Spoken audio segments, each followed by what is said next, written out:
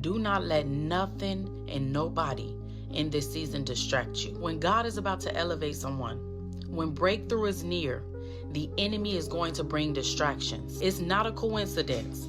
The moment you begin to align yourself to the will and the purpose of God, that distraction come to you. Because one of the ways that the enemy can pull someone away from God is through distractions. The devil see that you have made up your mind to align yourself to the will of God, and now you are seeing distraction. The Lord warned us. He said, guard your heart, because out of it flows the issues of life. Don't be ignorant of the enemy.